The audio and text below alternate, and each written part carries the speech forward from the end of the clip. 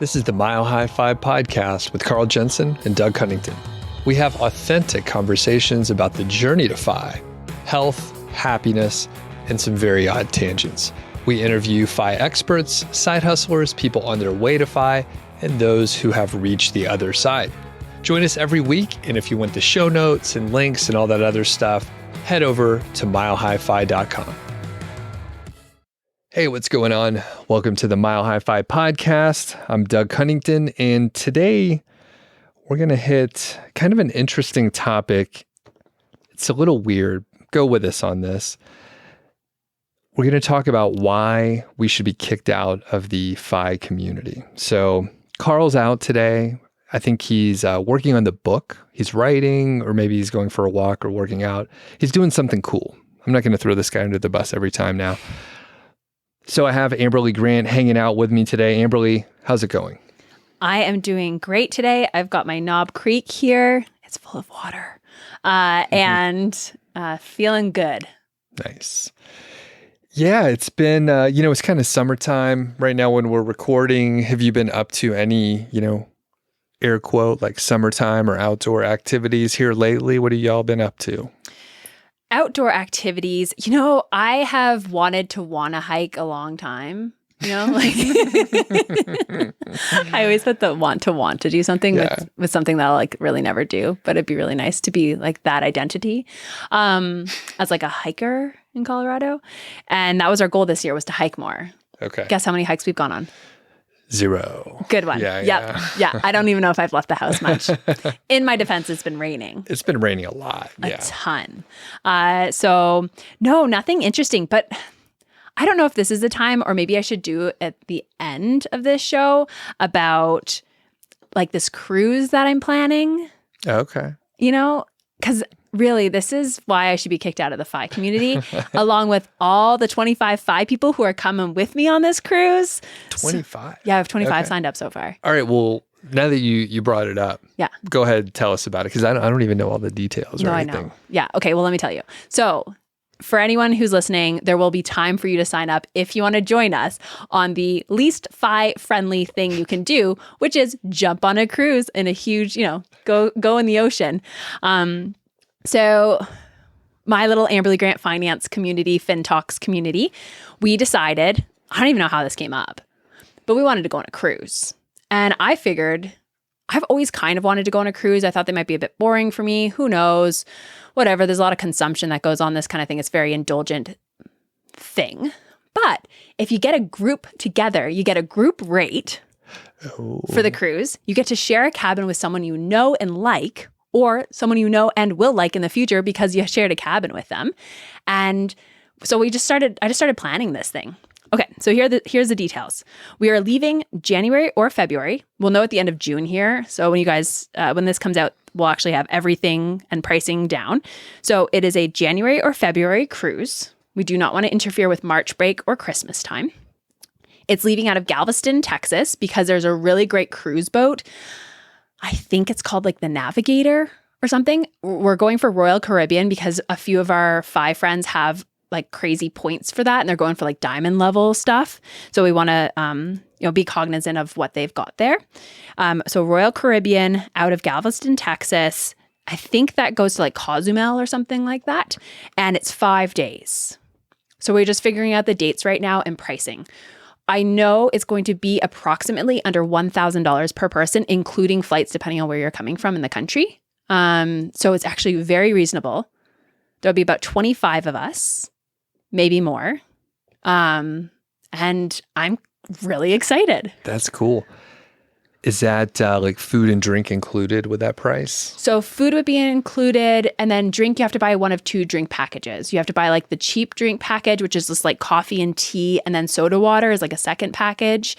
And then there's alcohol, which that's where things start to increase. And of course, you have to tip people. So before the cruise, we have 2 members of FinTalks community, Paula and Josh, who are avid cruisers. So we'll have like a big information session of like, you're allowed 1 bottle of wine. If you don't drink, you bring a bottle of wine for someone else kind of thing. What are all the do's and don'ts of the cruise and how to kind of hack the cruise. And so we'll have a session on that, which will not be recorded because there may be some tips and tricks that aren't approved by the cruise line. That's cool. That's very cool. Yeah. And what other questions? Yeah, that is a pretty reasonable price for 5 days and you get to hang out. So you said at least 25 people. So that's like the minimum to get the block No, ticket? the minimum is 10 rooms. Oh, okay. And 10 rooms equals 2 people per room. So we want 20 or I know some people who are going to pay the additional amount. Yeah, it's not even double. It's like sometimes it gets like 50 or 70% extra. So it's not like 100% extra. And they'll get their own room. Or couples who are just like an automatic 2. So that's something that will be accounted for in that 10. But essentially we need 20 people to get a group discount. And if we don't, we'll just have everyone book individually and we'll make it happen. Gotcha. And then is there any like top limit? Right. Oh, can you just have, if 50 people want to go? Oh, yeah. It's fine. We are totally There's room fine on the boat. Yeah. So essentially after 16 rooms, I think it is, I have to put a deposit down, $50 per room. Oh, so then I'm going to take a deposit from everyone else. Right. And if I lose it, you lose it. Or you lose it, I lose it. Okay. Wow, that's pretty cool. Yeah, isn't it? Is there going to be a specific theme or have you thought that far? Well, I don't know the theme yet, but the idea was, so there's always a theme night on the cruise and you don't know what it is, I guess, at the time, like before you board, but we are going to do a theme night for our little group. And the night before, so it's always encouraged, I guess, to come to the city beforehand and stay in a hotel so that you don't miss flights and then you don't get on the cruise. Because hey, if it's leaving, it's leaving. You're not showing up.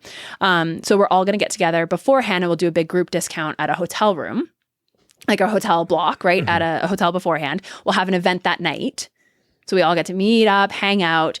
And then on the cruise, I've been told it's not really budget friendly to be able to get rooms. So you can get like a conference room. And my friend told me it's not really worth the money. So let's try and do the activity beforehand. Like the night before we'll do happy hour. Everyone can hang out, get to know each other a little bit. Then on the cruise, we'll all have, I'm going to make lanyards for everyone. And then you can put your key card for your room in there. And the lanyard will have your name. And so everyone can kind of identify you throughout the cruise. And then we'll have some activities on there, of course, that everyone gets together at certain times. Okay. But yeah. Cool. That's awesome. I know. I'm excited. Yeah. I don't know if I'll be able to make it, but that sounds pretty fun. Yep. Okay. Cool. So we'll put more information. I'm sure you'll have a page on your site or some kind of thing like that, right? Yeah. Cool. Eventually. Right. Okay. So we're going to talk about why we should be kicked out of the FI community in this kind of in jest, we shouldn't really be kicked out. It's just,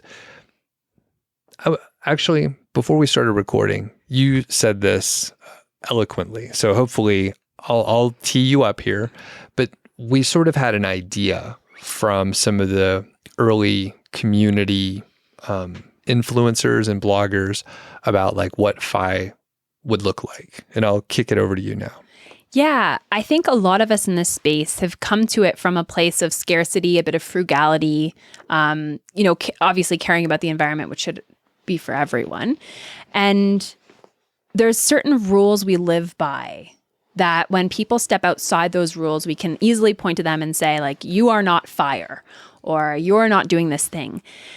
And recently, I have noticed a shift in the FI space where it's allowed other people to come in and redefine what FI is, because this narrow bubble that all of us have lived in and truthfully hold each other to is kind of ridiculous, because we all don't have the same way of getting to fire. We don't have the same way of what we want to do after fire. And so kind of the shifting from scarcity and accumulation and almost like hoarding of money is really changing towards a bit of spending and living life in the moment now. Because what is $7 million going to do for you when you're dead? And I think I really very much connect with that and appreciate it. And truthfully, FIRE is two different things. It's financial independence, retire early. And you can satisfy any of that however you want to and be yourself. And I find that's a much more forgiving space to exist in this community. Well said. So we'll talk about some of our failures, things where we would label it a failure. Yes. And then some others where we just kind of deviate from what a lot of people do generally, especially that sort of traditional FI idea. Yep.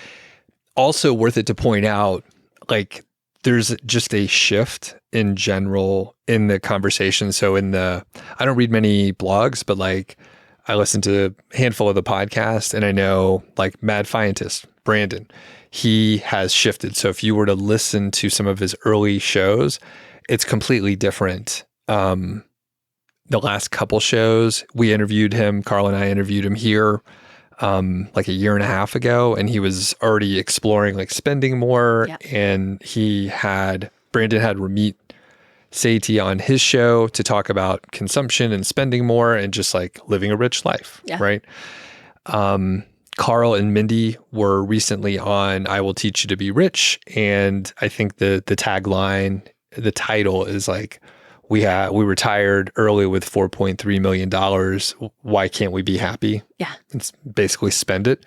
And it was, I mean, kind of a dramatic episode.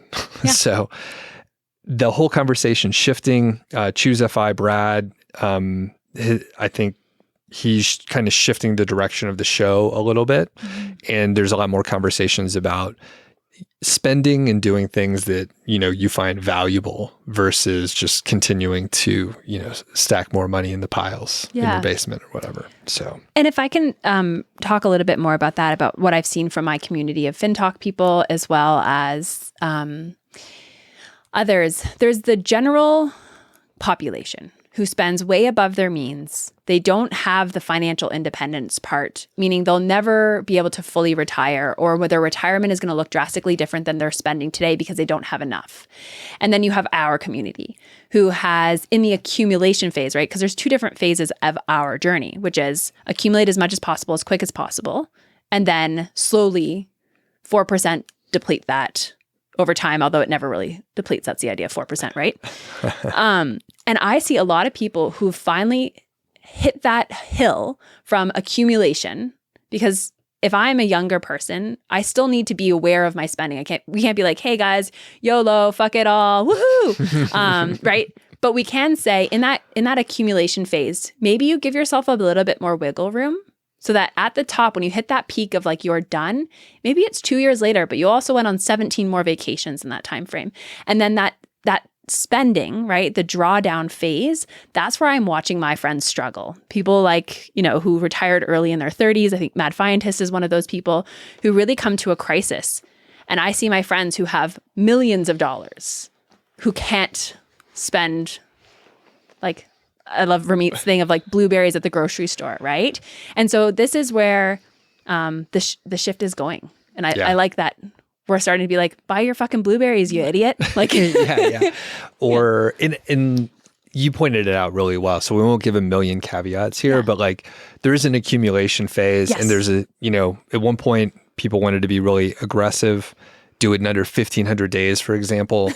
And then we have like Jess and Corey from like Fioneers, right? Mm-hmm. And they're doing SloFi. Yeah. And you can take your time. And I think that's a much better approach generally, because why continue to be miserable for several years when you could just do something different? Right. And the miserableness isn't going to end.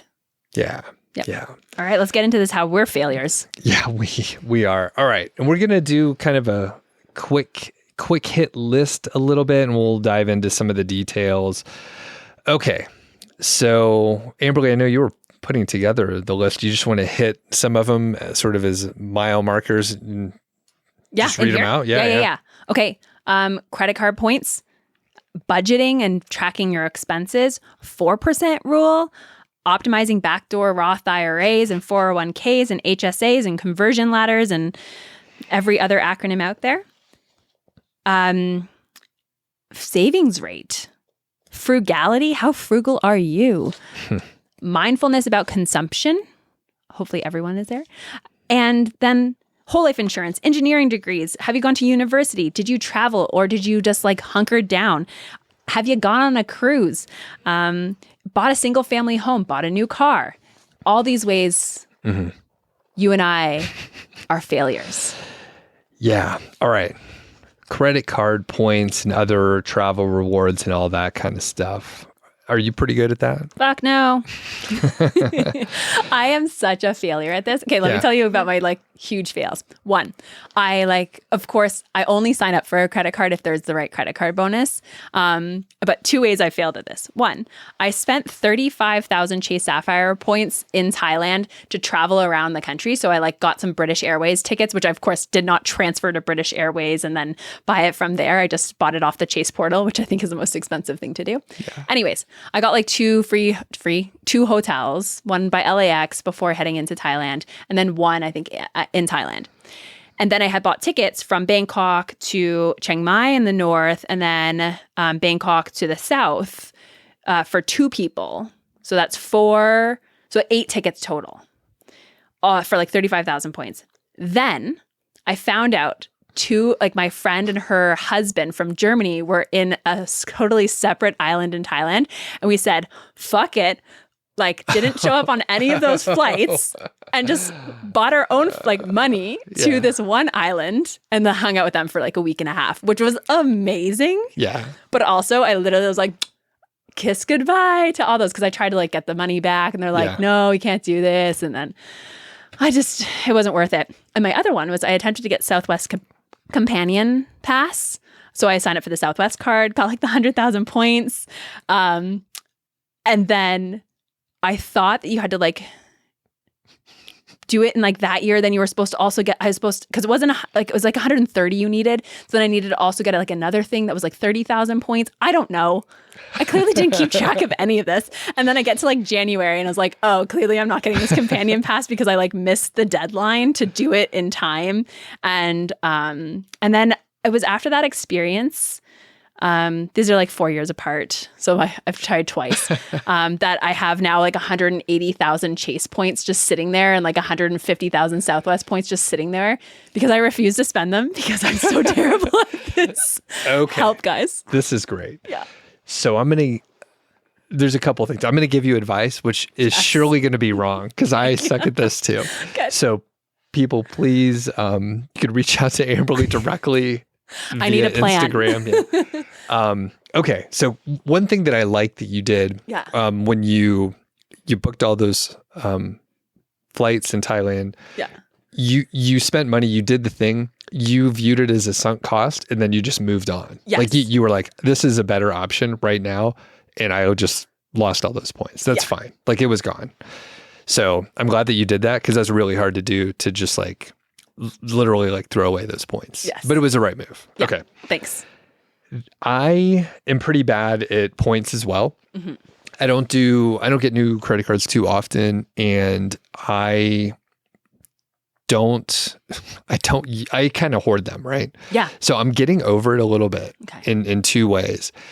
It is not the optimal way to use the points. I was listening to actually the ChooseFI show today, and they had an expert, right? And it was like the advanced like 201, like using points and like, move it to British Airways, book the flight, and then you like run around your house, and then you get extra points for that. I don't know. There's some magic shit going on. I don't understand it. Yeah, have 2 scoops of really hot salsa. It's something. I don't know. Yeah. I think it's a little complicated. Yeah. So I don't quite get it. But basically, I'm starting to actually use the points because I hoard them, and I'm like, I have about 200,000 points on United. So I got a new card. I spent the right amount of money. So I got 180,000 points, and I've continued to use it some, but I kept like just booking my flights and paying for them because I was like, oh, I want to accumulate more points. Yeah. It's the same problem as like saving too much and then not being able to spend it. So I'm really valuing these points. And then I was like a little afraid that I'm not going to use them well, so I don't use them. Yep. And then it's really hard to make the decision. The other thing is, it's like there's value to them, and I'm not using it at all. So it's it's a depleting, there's some depreciation, I think, that happens with them. Yeah. I'm sure. And the points actually get devalued. I guess Southwest just changed their policy, right? So my points are worth less than they were before. And they're never going to go up, right? Yeah. So I know that even if it's relatively stable or whatever, they're never going to go up. So anyway, I booked a flight to visit my sister in Richmond, and I used the points, and I was like, I did a little math. I like Googled it, and I was like, okay, this seems okay. Of course, I found out like the real pros, they're trying to get like 2 cents per point or something like that. I didn't get anywhere close to that. I think it was like a 1.2 or something like that. Yeah. So it's fine, but I'm like, I'm using them and I'm not hoarding them. Yes. And that's fine.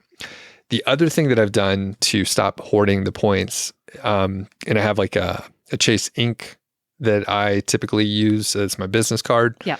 And I will accumulate. I was accumulating a bunch of points, and I'm like, oh, I'll buy something cool to reward myself. But again, kind of a depreciating thing, and there's a cash value to those. I literally can get cash back. Not the optimal thing, but that's what you should do with your points. You should just get cash back and move forward, because then you will treat it how you should, which that is money.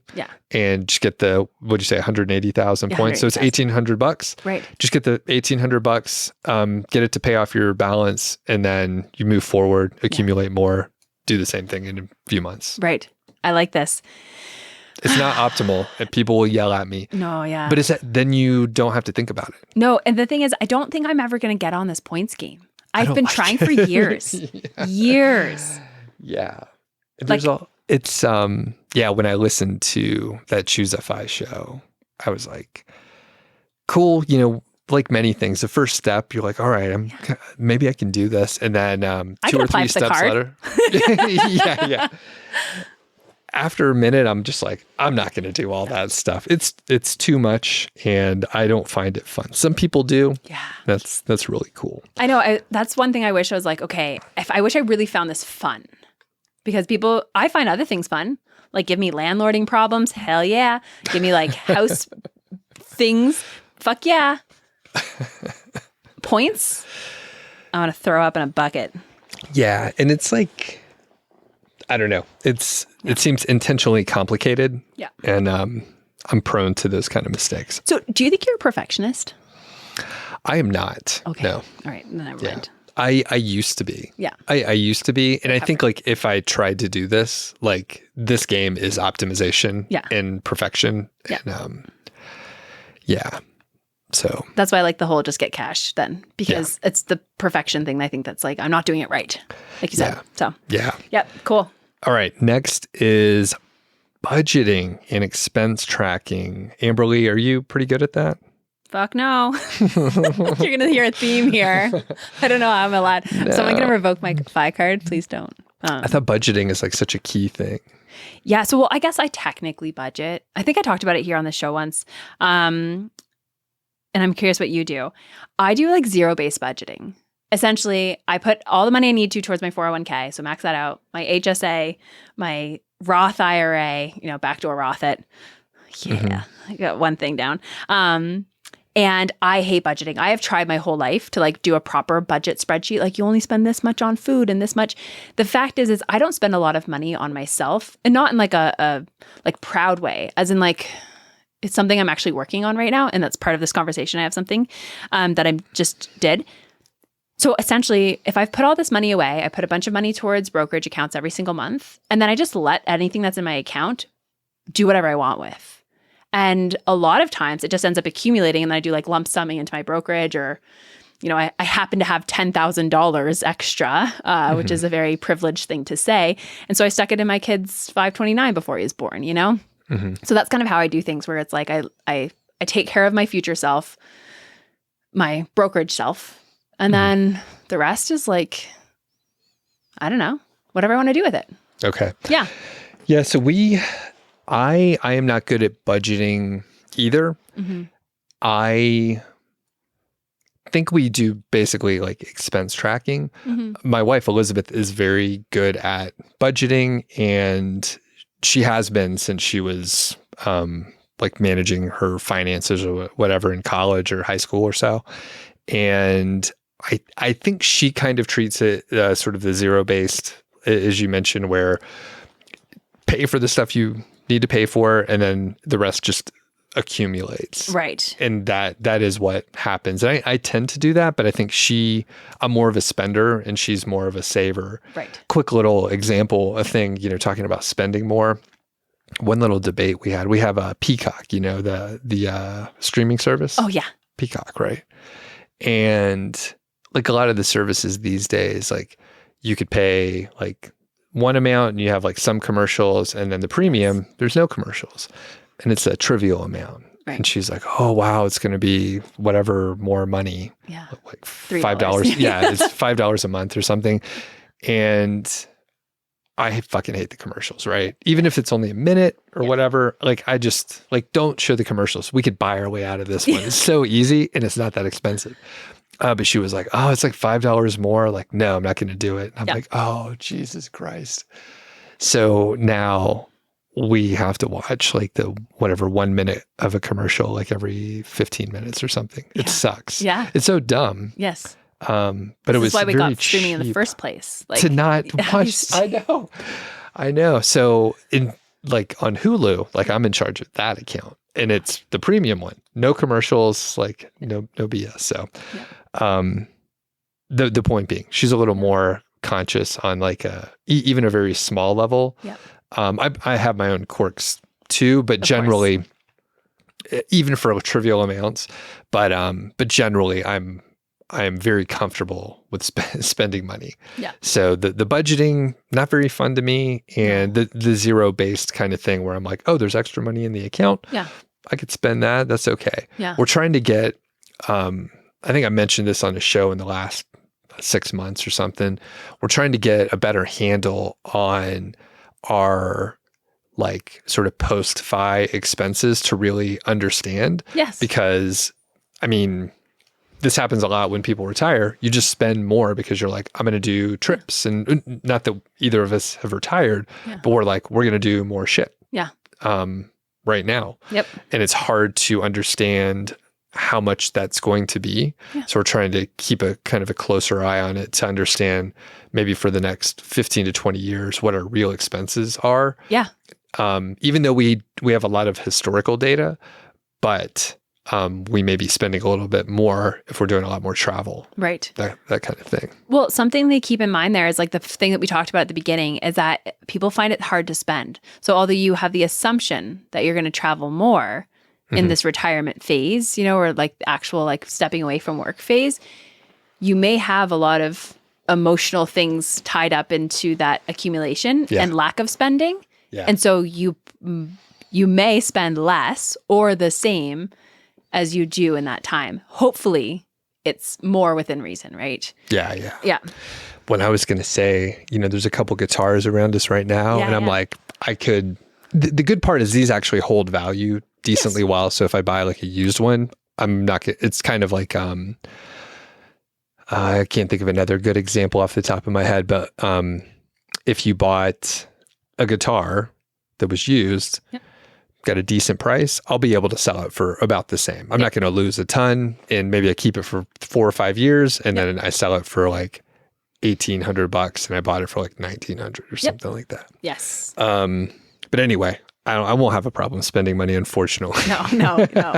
Well, and it's just we're doing the same thing, but we're doing something a bit slightly different. We were in Crested Butte hanging out with my friend Mark the other day, and I came there with like all my things. Like here are all my accounts. Here's how much I have in them. Here's kind of like roughly what I think my expenses will be based on what we do today. Like, where am I in 10 years? Where am I in 30 years? So like how much do I really need to put away today so that I can live within my means? So like, the zero-based budgeting, am I putting away enough? Am I doing enough is really what I was wondering. And technically I had achieved FI when actually like last year, but then I went and bought a single family home and like pay my own mortgage now. So I'm like, oh, that kind of kicked me out of that one. And so like still okay, but not with our spending. And so we were trying to figure out exactly what does it look like so we can spend more today, because I'm just like watching all the people in this space and having so much issues. And I'm like, I could be that and I don't want to. Yeah. Anyways. Yeah. And that's funny. Like I'll talk to you afterwards, but Mark, he's been on the show. Yes. Right? Mark's Money Mind. Yep. And I don't have his t-shirt on today, but I have one of his t-shirts.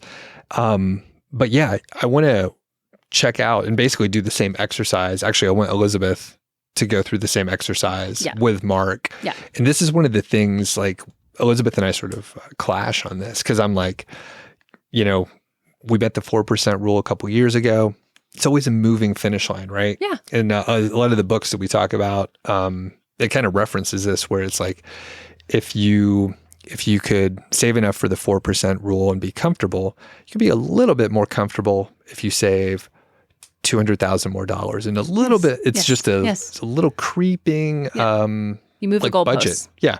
And you, if you get into the habit, you never get to the finish line. Yes. And that's no fun for me. I don't like that, right? You just keep accumulating, and then you end up in the situation that we're talking about. And like when Carl and Mindy were on the show, they're like, yeah, if we keep up doing this, we're going to have like 30 some odd $1 million in, you know, whatever, 30 years. Right. And that's not what they're trying to do. No. Go ahead. Yeah. And for them and for me and for you, you've got Georgie to think about, right? Yeah. Like, and like for me, it's like the kid, we chose for my partner not to go to work for the next 3 years. So like he's going to stay home with our kids until they're like the time where you kind of want to socialize them at 2 years old.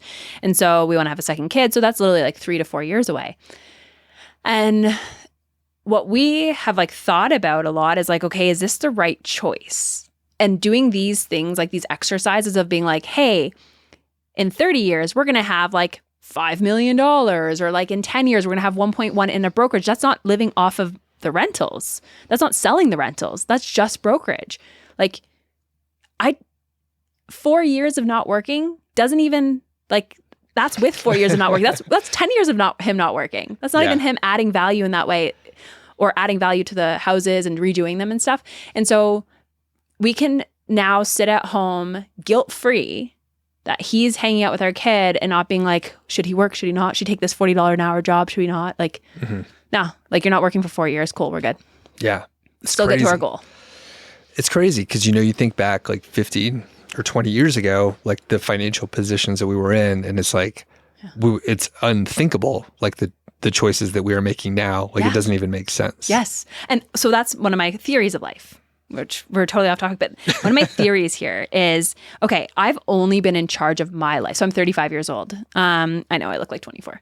I'm just joking. You moisturize. You have a good routine. Right. Yeah. We talked about this, Korean skincare. So, you know, I left home at 19. Before that, I bought my own toothbrushes and saved money and, you know, had like a $6,000 that I moved to the US with. But at 19, I moved to the United States. So we can think that I've been in charge of my life for 16 years.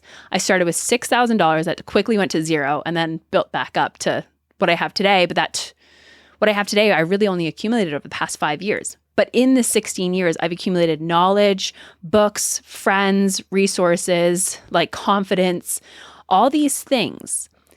And if I am at where I am today, what is 16 more years when I've already had this time to figure this base part out? What do I do with that? Like it's exponential, right? And so it's pretty cool how much work us in the space have done on ourselves and our finances to set us up in a place that we're just in such a great position that we can't even fathom what 16 more years will look like, or however 25 or whatever it might be. Yeah.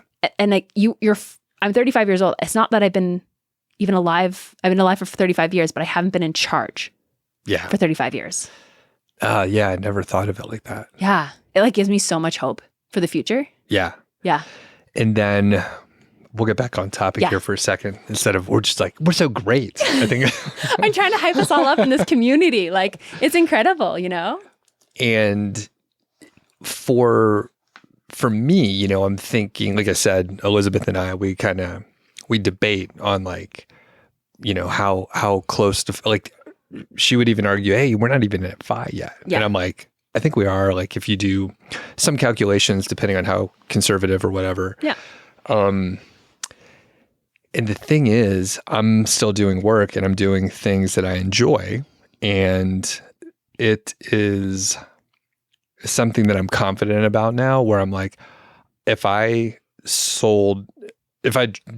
business like completely crumbled, in like less than a year, I could have something else going that I would enjoy, that I would use all this knowledge that I accumulated over the last few years, the network, all this stuff. Yeah. So it's like, oh, it's no problem at all. I could start another business pretty easily, doing exactly what I want, helping different people. Like there's all these skills. And I know you're in a similar position where, I mean, you do have a W-2, but you have like some entrepreneurial things that you're working on, plus your real estate too. Yes. So it's like, there's no reason not to be super confident about like what you can do. Yep, that's exactly it. That if you had to start over today, you're not starting from 16 years ago. You're starting from today. Yeah. And what you can build can be quicker, better, more efficient. Yeah. It's amazing. We are so great, aren't we? Oh my God, yeah. All right, next one here. Okay, what about the 4% rule? So have you been doing a good job with that one? Fail. Okay. So, I mean, like my story, right, is I only started making quote unquote real money like 5 years ago. I got my first job that made more than $25,000. So over 10-year time, essentially from the time I moved to the United States in 2019 until 29 years old, I made an average of $15,000 a year, according to my Social Security printout. And I didn't have money, right? And so I didn't put a lot of money towards my brokerage accounts and all that stuff. And so 4% rule is really, can you take that money out of those liquid assets to live off of? Semi-liquid assets, right? And so I don't have that. I've, full disclosure, I think I have like 330,000 is what I calculated, 360,000 in retirement, IRAs, like brokerage, cash, that's including like emergency funds and stuff. And that is not enough to live off of today. But my rentals make thousands a month. And so technically with this new house, not so much, right? Because this eats into that, but I can live off that easily. Got it. Yeah. Okay. And I think that is, that's fair. That's another big, we didn't put much in here about like real estate, but, 4% rule and the retirement accounts, brokerage account, that's kind of like one of the traditional views. Exactly. Yeah. But like real estate is maybe even bigger, and it's a faster way to do it because you're leveraging, and, not my thing, but it's definitely a faster way to do it if you want to get into real estate. Well, that's it, right? And like the money, the cash I have today doesn't include if I were to sell my real estate. If I sell my real estate, I have like $1 million. But I like the cash because I make more on the cash than I would selling it. And eventually you'll just own this. Exactly. And I don't pay those mortgages. Nice. Yeah. All right. And for me, 4% rule, it wasn't on my radar until like maybe the last few years anyway. Yeah. But we were, both my wife and I, even though I wasn't good at budgeting and had some other issues that I was, not saving as much as I should. Right. But I did max out my 401ks in my early years. So that's the nice part. With compound interest after 25 years, that does add up to quite a bit. And I didn't do it like every single year that I was working, but I did for like the first several, which is obviously from a compound interest standpoint, that's the important ones. Exactly. So we actually did pretty good on the 4% rule, and because we don't do the real estate stuff. Success. Yeah, that's what we're working on. Okay. And speaking of that, I did open a Roth IRA fairly early on after I got a job. I did not do an HSA.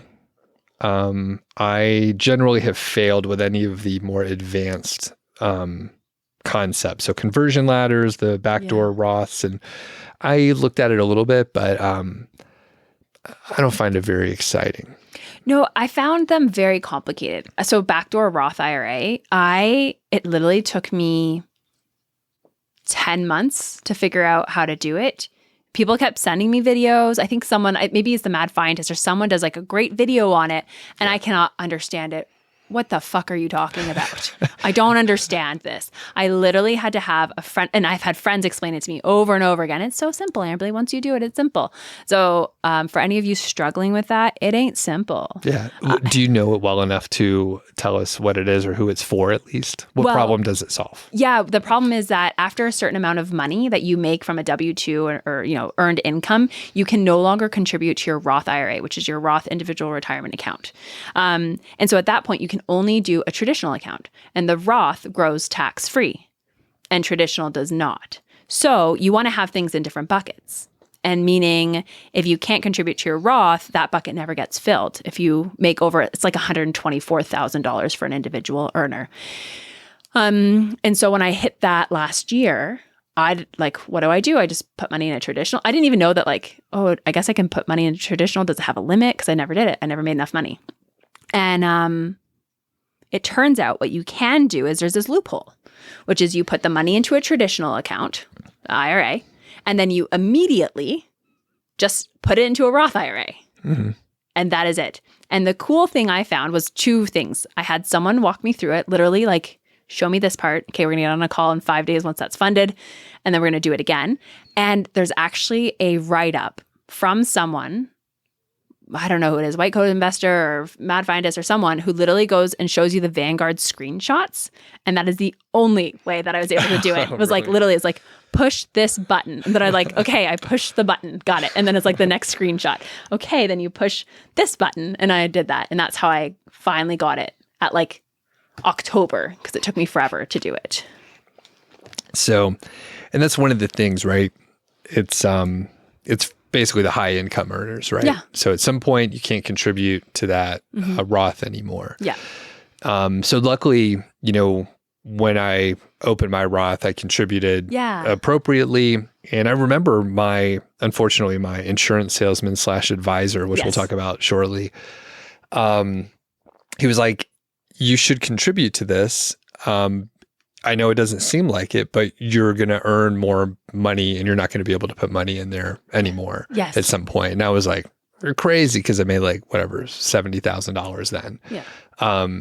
Sure enough. Yep. Right. So, and that's one of the things. So I struggle. This is kind of a general optimization thing. One, I don't like optimizing that much. So that's a big strike against me just in general. But I also struggle with this one, right? So we're going to come to one in a second. This is about avoiding taxes and taking advantage of loopholes and stuff. Mm-hmm. And I don't love taxes, right? But I don't have an issue paying taxes. And I'm there's these weird rules. There's these loopholes that we could take advantage of and not pay taxes. And I'm I'm okay with paying taxes. And I'm not going to jump through all these hoops. Yep. Again, I don't find it enjoyable. Some people really like it. Yeah. But I'm I'll pay my taxes. I'm not trying to get out of paying taxes. Yep. And I know some people are we're going to suppress our income after we retire so we can make sure that we're under some limit so we never have to pay taxes. That's cool. I'm not judging anyone, but I'm I'm not going to do that. Right. You're just a pain in the ass. Yeah. Also. Well, that's there's a conversion ladders, right? So that's the whole thing with Roths is, you convert it and then you need to let it sit for 5 years before you can access that $5,000. Right. Right. And so those are all these crazy optimizations that you have to really think about the future to do them. And your income in that moment has to be pretty low.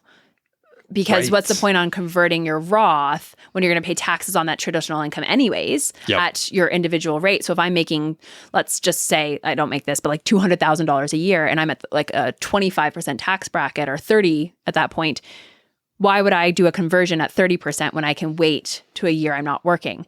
And then the year you're not working, you're more than likely either A, looking for a job, so you're kind of stressed, you forget that you should be doing this, doing these little tradition, these tax advantage moves because you're too busy doing other things, or you're traveling, or you're having fun, right? And so it's something you have to really think ahead of. And I think this is really the case for a financial advisor.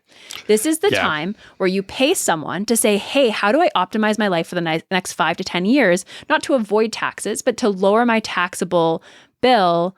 And then also you're going to pay taxes no matter what. You can't get over it. But how do I engage someone and pay them a couple $100 and come up with a plan for me?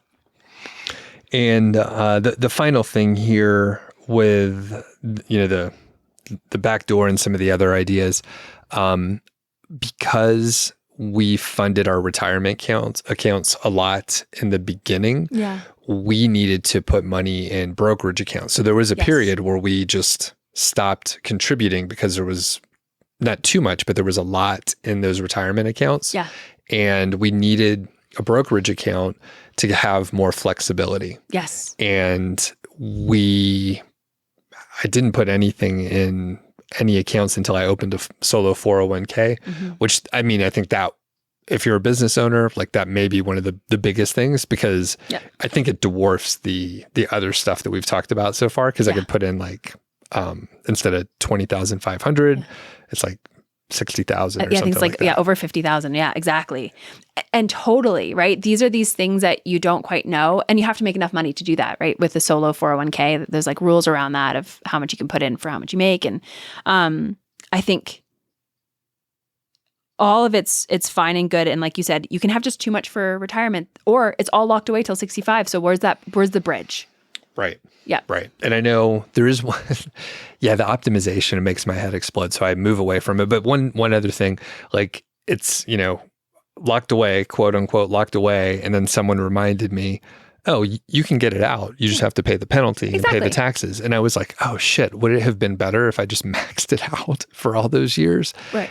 And then just paid the penalty. But you never know the returns that it will be, or when you would want to get to it. And I just wanted flexibility. It's good to have that the brokerage account too. Yeah. And I think what we're saying is like which way you slice the cantaloupe or whatever, like it's going to be fine. You're just going to enjoy the fruits of your labor at some point. Moving on.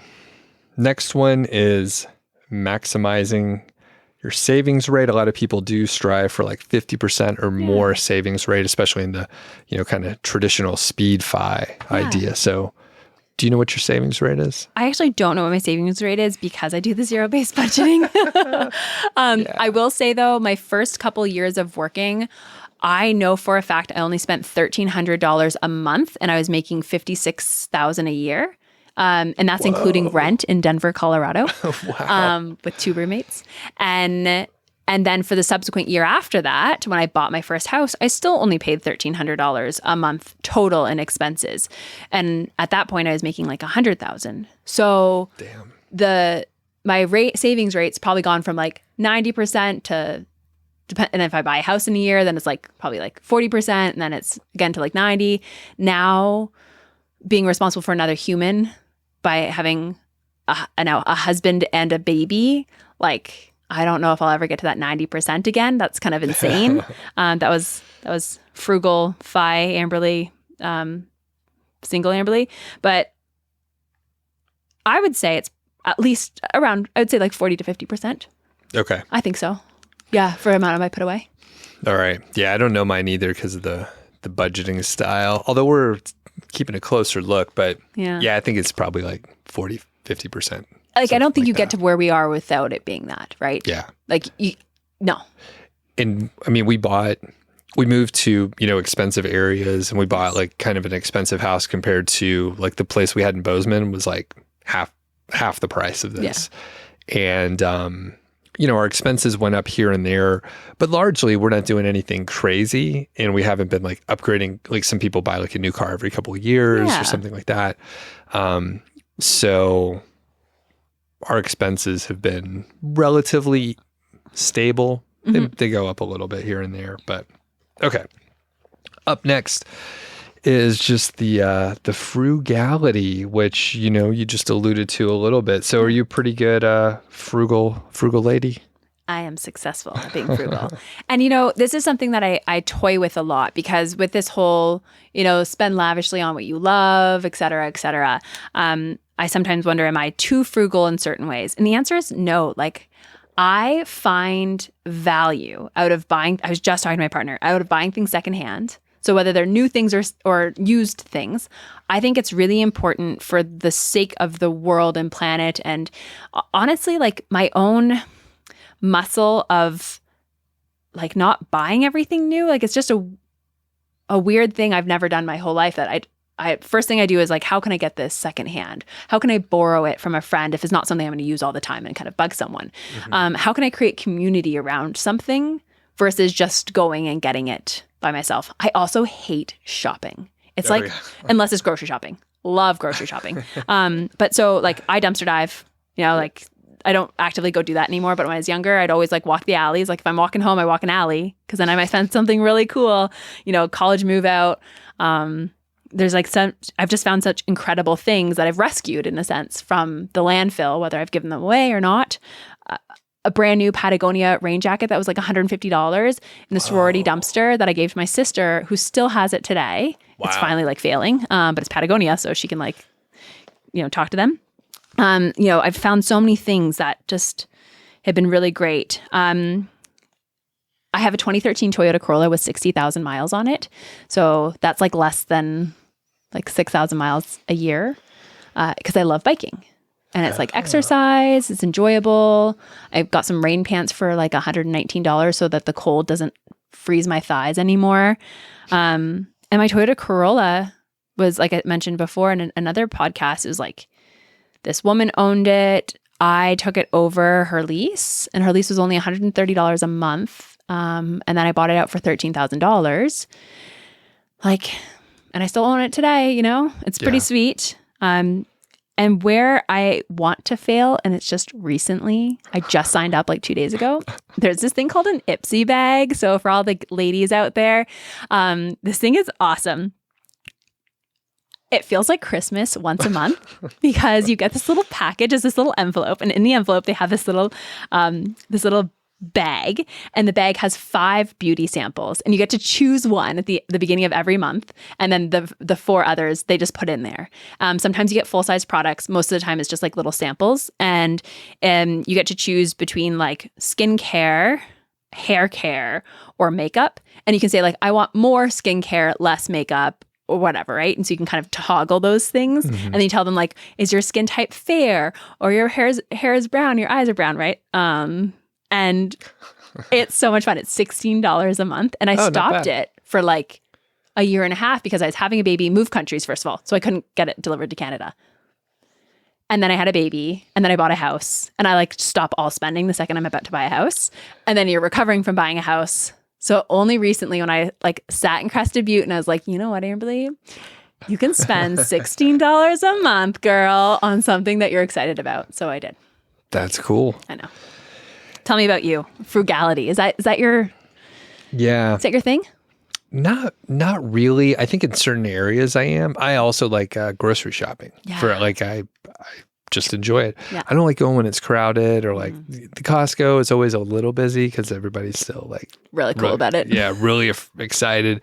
But I like to find a deal. A lot of times I'll I won't go to the store thinking I'm going to get a steak or chicken or whatever. Mm-hmm. It's like I look to see like what's priced well because it varies quite a bit. And I'm not 100% sure why, but occasionally like pork chops are way cheaper than they normally are. So I'll get those. So I do like look for that sort of thing. From just like a spending basis, I think people get the idea that I, at this point, will pay for convenience. Yeah. Almost 100% of the time. Mm-hmm. And I'm experimenting with basically like little splurges. So I booked a couple flights, booked a flight to Fincon, right? New Orleans coming up. Are you going? Yeah. All right, cool. And I was like, I haven't upgraded a seat before where I got like the extra leg room. Yeah. Cause it's like $90 each way, right? Yeah. And occasionally I've been bumped up in recent years where, for whatever reason, I got sat there even though I didn't pay for it. And I'm like, wow, it's not so bad flying. This isn't too bad. But I was like, you know what? I'm gonna pay for it and see if I enjoy it, even though it's like an extra $180. Yeah. So not very frugal at all. Little test. I think I'm going to enjoy the extra room generally. And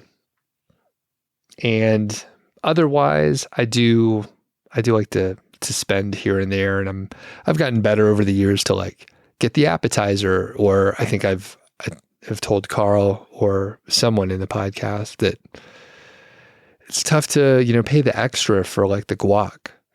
When I have, whatever cheap avocados. I think we talked about it. We talked about avocados before, right? We may have. I don't know. Yeah.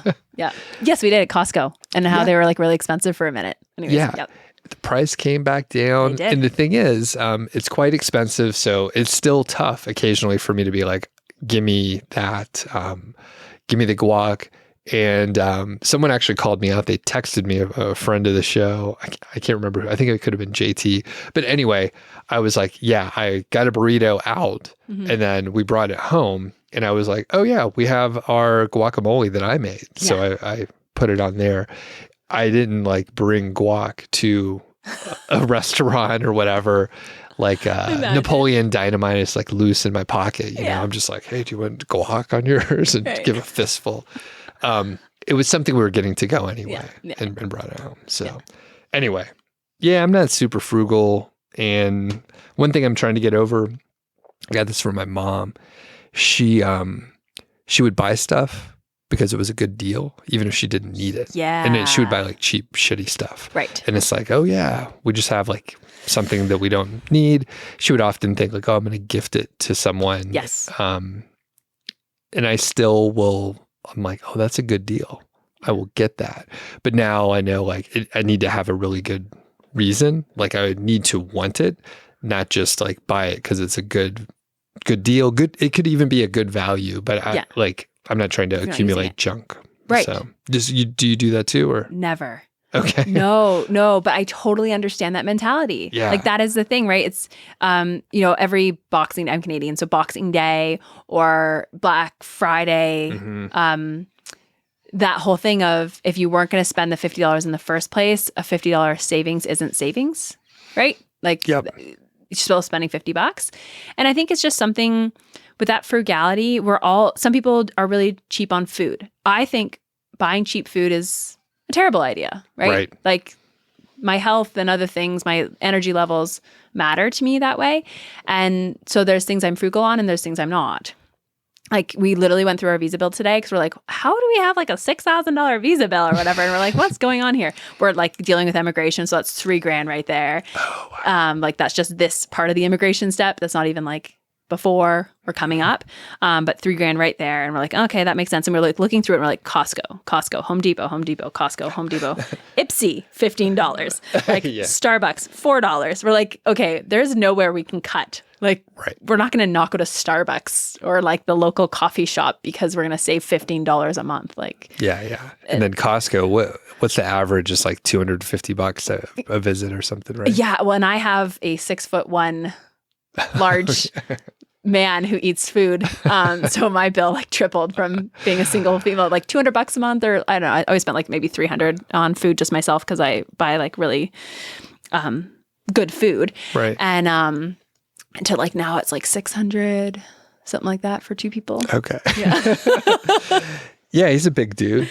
Yeah, he can eat. Yeah, exactly. Yeah. He works out, Yeah. So one thing I was going to say too, I just wrote this one down, but so we just got married and we went to Vegas. And part of they were going to have like a party in September with some family and friends. But our whole thing was, it was like this really awesome way to do it our way. We met in Vegas by the pool 11 years ago. We rekindled our relationship by meeting up in Vegas and hanging out. And then we decided we'd get married by Elvis in Vegas.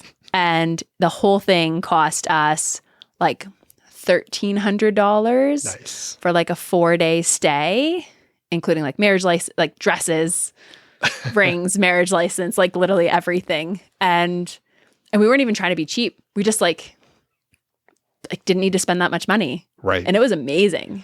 That's pretty awesome. Yeah. So frugal win. Yeah. That's I think that's something people could do. It's tough. There's family politics people have to deal with marriages, but we did an elopement package in North Georgia at just a little, not a motel, it was like a B&B, like a traditional B&B.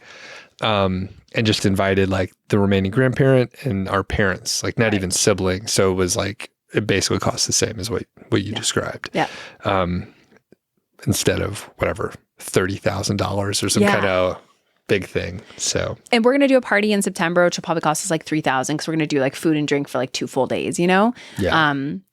But this thing, like that was the whole thing. Family politics started getting involved. Like it was like, oh, well, I can come and watch your kid while you get married. And we're like, but then his family can't come down because they're in Vancouver and it's too last minute and they have a kid in school. And my family two of my sisters could just show up. And then my aunt's like, well, you know, I'll show up. And then my sister's like, well, we want to stay at the hotel we met at.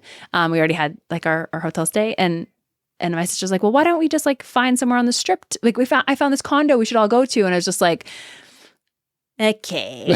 So I just like called everyone. Hi, I really appreciate it. I'm so excited that you're excited, but we're just going to do it this way. Yeah. Just us.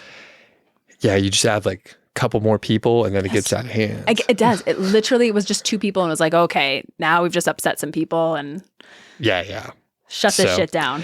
It's tough to, if people could do that, do it. It was like a great move. We did like a 3-month engagement. That was it. Yeah. So like there wasn't even like time to plan and make it a pain in the ass. It was like, this is fast. Let's just do this. Right. Like we can use this as an excuse. Yeah. And some people have family money and things and I don't. Like I have to pay for my parents to come down and things like that. So it's like, it just doesn't, things are different for everyone. Yeah. Okay. As we are kind of wrapping up, I'm going to do a quick hitter, something we talked about at length before. So I had a whole life policy, which ended up being a bad investment advice, a bad investment in general. And one of the shows that we recorded spawned me to close the account, which I had thought about for years. And I closed it earlier this year. Yep. And I kept it long enough where I didn't lose money. No. So that was great. Yeah. So we got out of it. Thanks for your help on that. Yep. One other quick fail that I had was not house hacking very well. So I had my first house and I had a roommate and he paid for like half of the rent. And I think I just spent the money. Yeah. So that didn't go very well. And I really could have done a better job house hacking because I knew people. Someone I rented a room from, they were like, yeah, when we got married, we bought a triplex. We lived in this unit. We rented out the other 2. And that was like in the mid 80s or something like that. Wow. And, whatever house I was in, it was probably like $1 million+ place. It was a triplex. Yeah. But they were like, yeah, we have a couple of these. And that's how we started off. And I was like, oh, cool. And I didn't know that I could have found something like that. Right. It was more expensive when I was looking. But anyway, I did a very bad job at house hacking and that could have changed things significantly. All right. Do you have any quick hitters? For me, it was just, I didn't go to university till 25 years old, graduated at 29, spent my 20s traveling the world, which like literally sounds like a humble brag, but like I had no money, right? Yeah. I'd work 3 jobs, then I'd take 6 months off and travel or do whatever, work odd jobs around the world. And so, I made $15,000 a year until I was 29 years old. And like, that ain't a lot. No. And then, and it's funny. It is like a humble brag. You're like, I traveled the world. Yeah. You didn't make much, but how many countries did you go to? Like 16 or something. Crazy. Yeah. And like lived in a lot of them. So, and it made me who I am, right? So I was able to kind of pick up the ball running after that. Didn't have a lot of questions about who I was or all that stuff. I really figured out who I was on those travels and what I was capable of, which is really cool. And I recommend that for people, even if you're like take that gap year between jobs. Mm-hmm. But honestly, we could fail all these things. Literally, I'm like looking at this list. We fail at all. And look where we are. Yeah. Like better off than most of the population. And working to be better, right? We've worked on ourselves. We've worked on our finances. We worked on our relationships.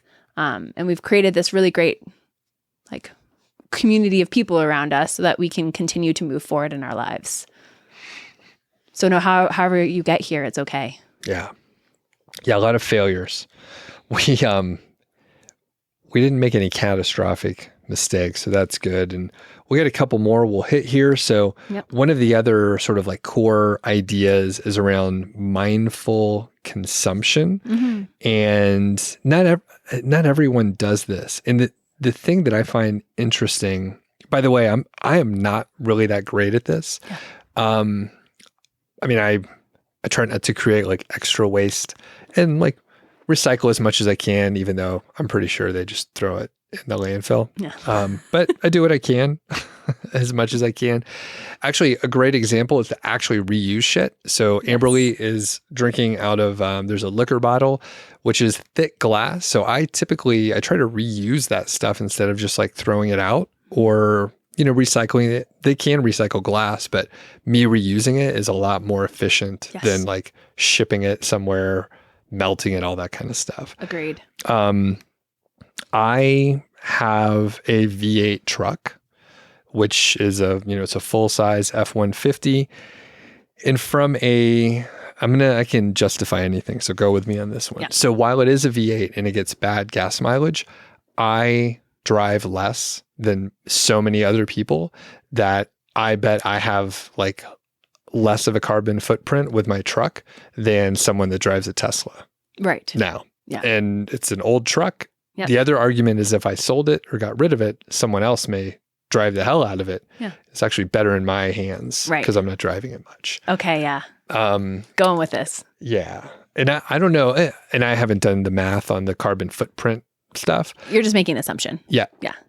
But I bet it's a pretty solid one. Yeah. Because there's a lot of materials in a new, even a very efficient electric car. Yes. But I'm just talking out of my ass. I really don't know. Well, there's a whole thing about the batteries, right? So yeah. And reusing stuff is one of the best things you could do. So I have this old truck, and I may get rid of it at some point, and someone would drive it a lot more, and it would, it'll create more pollution.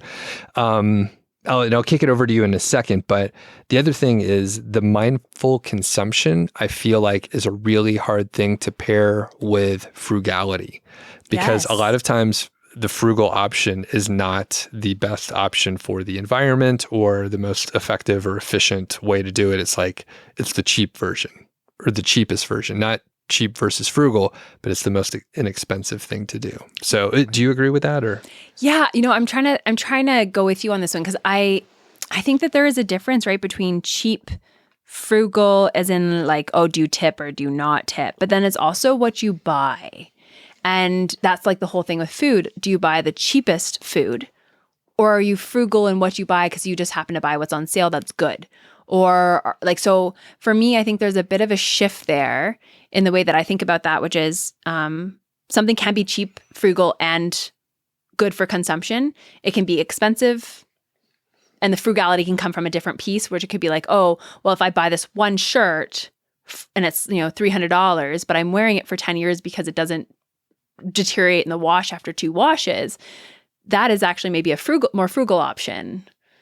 Okay. But not a cheap option, right? So there's I feel like there's like, that like triangle in business. It is. Yeah. Like one, as you change one, the leg gets longer or shorter on the other side. You can't have all three. No, you cannot have all three, but it's kind of like that, right? Yeah. Yeah. And you can be mindful about, maybe your budget only allows you to have cheap options for now because that's what you can do. And it makes you be able to spend and buy your kid a ballet lesson. So you need to get whatever's the cheapest at the grocery store so that you have the calories to consume. So yeah, I kind of think that one's a hard one. It is a tough one. Yeah. Yeah.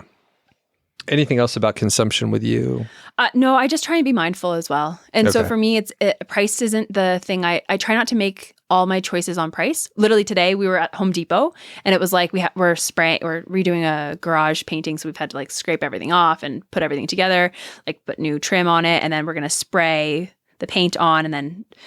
And we were trying to figure out how do we not spray the roof. And so you can get these paddles where you can do the spray gun and it won't spray the roof. And there's 2 paddles, a 3-inch paddle that's like $21 and a 2-inch paddle that's like $12. And that's a significant difference in money, like not over time, of course, but $7. And literally it was like, okay, well, the 3-inch get the job done, so we should spend the more money, or we'll struggle with the 2-inch or not.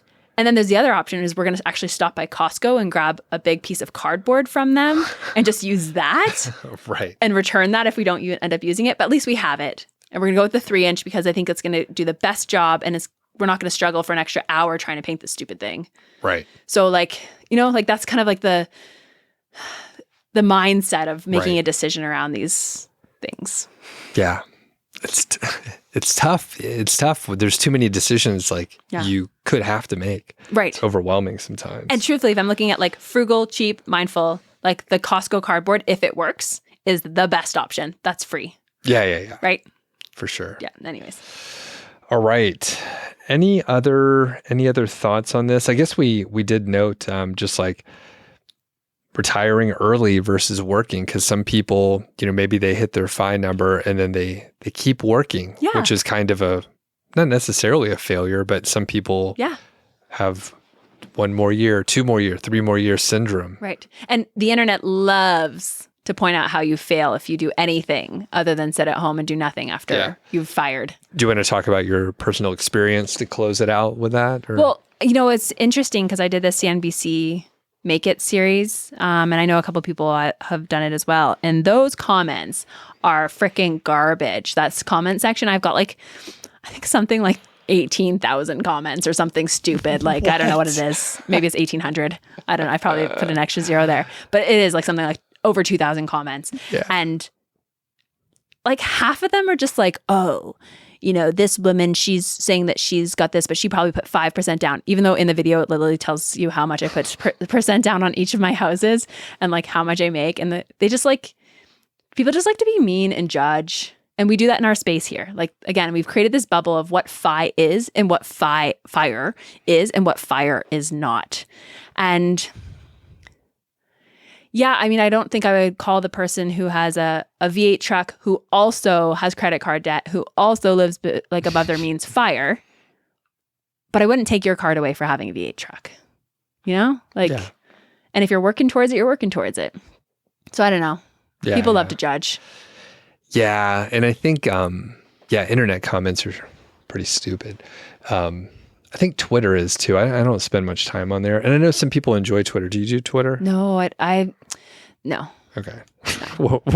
There's obviously some other story there, right? Right. Yeah. I tried it one time. I don't, Okay. I just have a hard time with most of that. I can't do it. Yeah. Can't do it. I don't have that much brain power.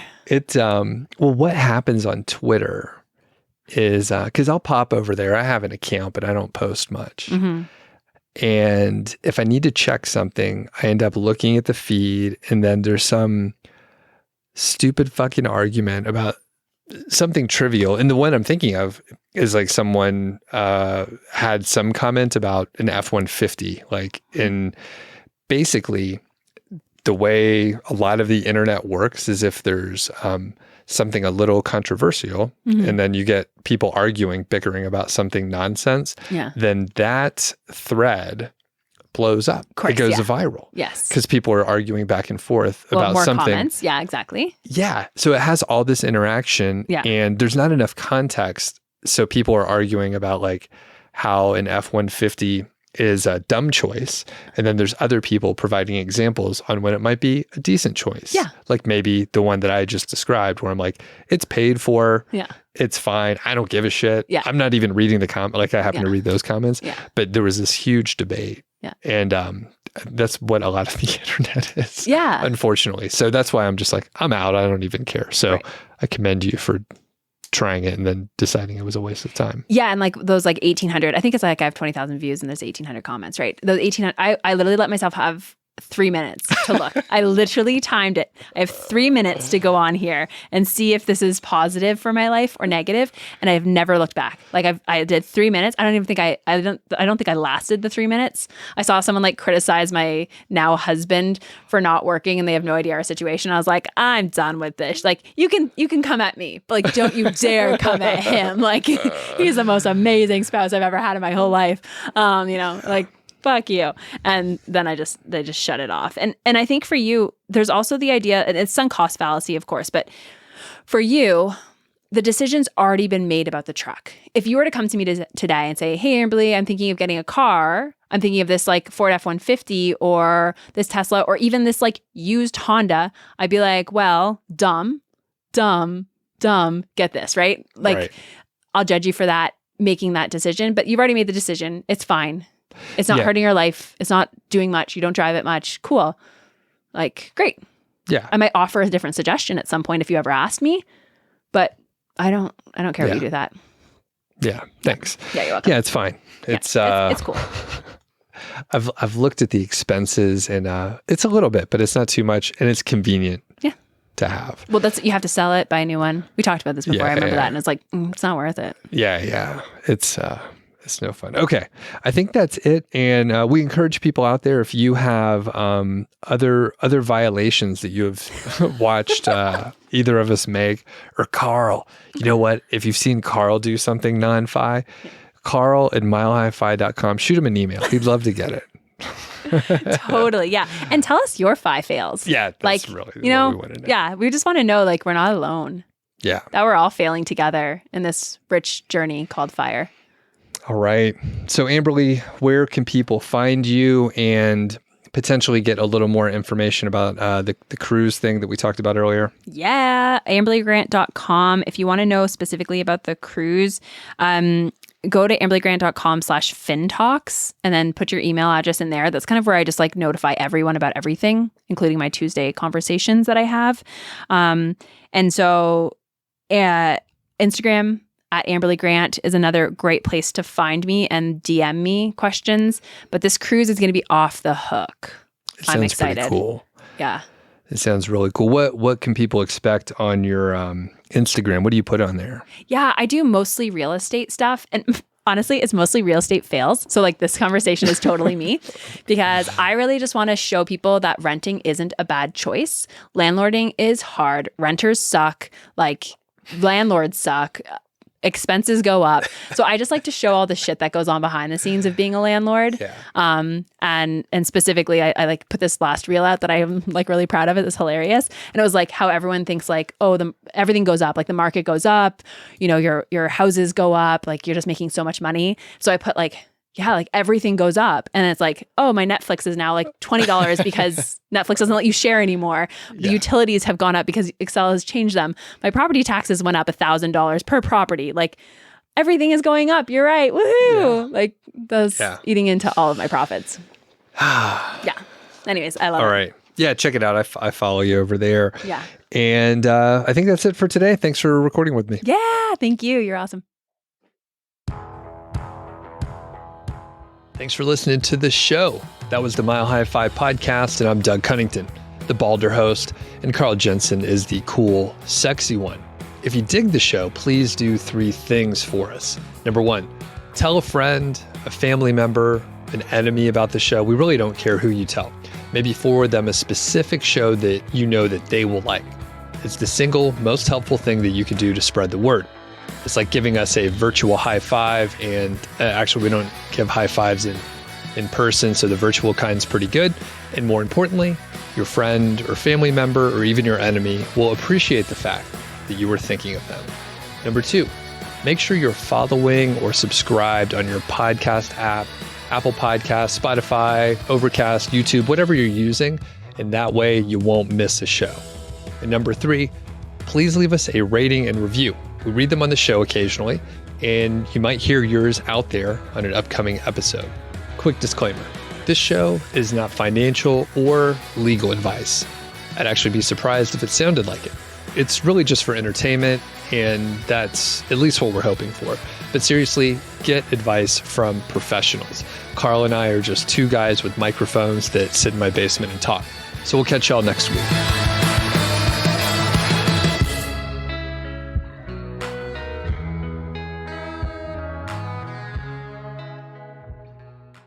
So I really like hot sauces, and I started making some like home fermented hot sauces. I got a little bored. I used to do like a kombucha, you know, and then I just got bored of that. I think I had it going I had my own SCOBY for a few years, like 5 years, something like that. Yep. And then I was like, I don't care anymore. I think I just threw it away. So sad, you know. But then I was like, I want to ferment something. I want something to smell weird in the cupboard, you know.